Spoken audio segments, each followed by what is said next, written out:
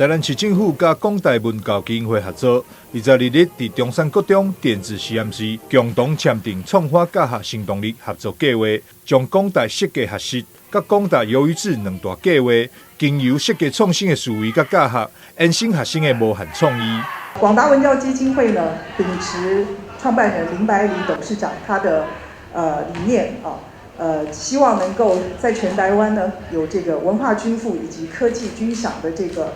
实践呢，所以广达文教基金会呢以这个教育创新促进者的角色为我们的这个目标，希望能够在全台湾呢促进这个教育创新的这样子的新思维，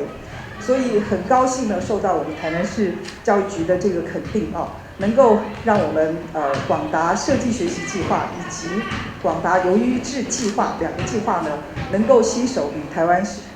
南市教育局合作。由于大家会清楚，就是在艺术那个区块。那么接下来，其实他们在科技这个部分呢，也有一些新的方案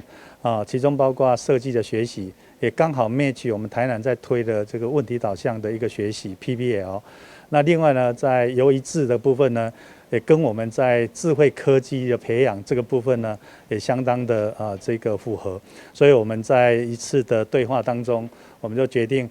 透过他们的一个赞助跟协助，那么扎根我们台南的一个设计学习，以及鱿鱼志这个智慧科技力，包括城市的学习，城市语言的撰写，这个逻辑思考，还有运算思维等等。那这些对孩子的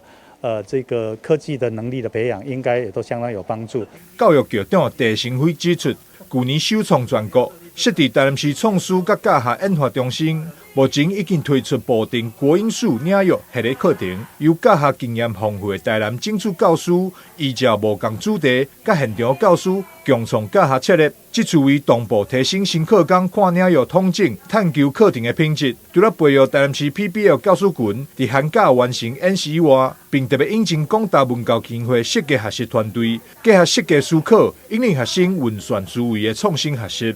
台南新闻张硕维采访报道。